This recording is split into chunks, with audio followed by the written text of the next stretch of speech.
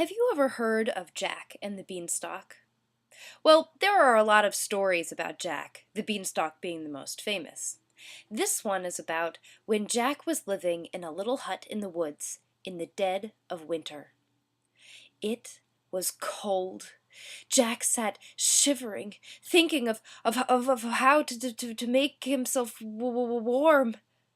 A fire, he thought. I need to make myself a fire. But where can I get wood? He wondered. Aha! Then he remembered. He lived in the forest, where there were plenty of trees to supply him with the wood he would need to make a fire. Excellent. So he got on all of his gear, his jacket, his boots, scarf, mittens, hat, but most importantly, his axe, and set out to find the perfect tree for his fire. Jack was a pretty proud little boy, a bit too proud, really. He was being very picky about the kind of tree he picked because he wanted to be able to say that he'd cut down the biggest tree in the forest. Well, he climbed up and up a mountain all that day until he found it, the perfect, biggest tree he could find. Jack snickered.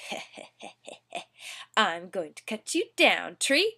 And with that he lifted his axe high above his head, took a mighty swing, and slipped on the ice beneath him. Whoomp! He got up, rubbing his tush, which was quite sore, and said, that ice is pretty strong to make me fall down like that. Indeed, I am strong, replied the ice, but I'm not the strongest of them all. There is one stronger than I. Am I hearing things? Thought Jack. Did the ice really just talk back to me? The ice repeated itself, and Jack began to wonder, what could be stronger than the ice? Look up in the sky, Jack. Do you see the sun? Said the ice. When it shines up there so brightly, I just melt away. Indeed, said Jack. So he turned to the sun. Sun, you are strong. Surely you must be the strongest of them all. The sun shone brightly. Why, yes, I am strong, it replied. But I'm not the strongest of them all. There is one stronger than I. Who could that be? Asked Jack. Well, look off in the distance. Do you see that cloud coming? Why, when it comes over here, it will cover my face, and my light will no longer be able to shine so brightly on the earth. Aha, said Jack. He was beginning to understand, so he turned to the cloud. Cloud, you are strong. Surely you must be the strongest of them all, if you can cover the face of the sun. The cloud puffed up with pride. Why, yes, I am strong, but I'm not the strongest of them all. There is one stronger than I. Now Jack was getting confused. Who could that be? Well, you know how the story is going. What do you think? The cloud said, Listen carefully, Jack. Do you hear it? The wind is stronger than I am because it blows me wherever it wants. Indeed, thought Jack, so he turned to the wind.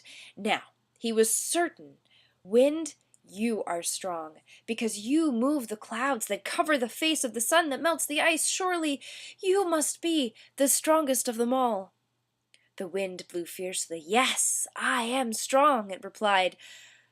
But I'm still not the strongest of them all, Jack.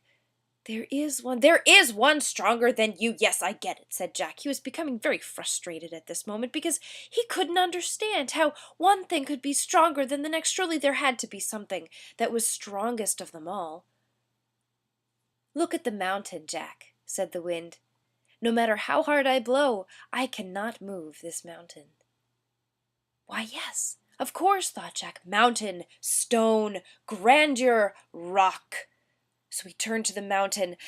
Mountain, you are strong. Surely, and I have decided, you must be the strongest of them all. The mountain stood bravely. Why, yes, I am strong. But I am not the strongest of them all. There is one stronger than I. Jack was about ready to give up. Well, then who could that be?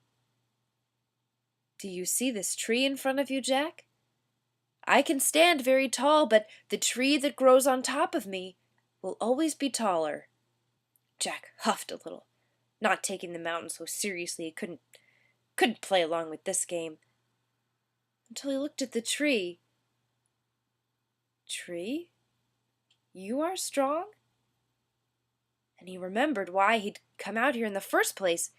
Before the tree could answer, Jack said, "Tree, you are strong, but you are not the strongest of them all. I know, because I am stronger than you, because I have come to cut you down."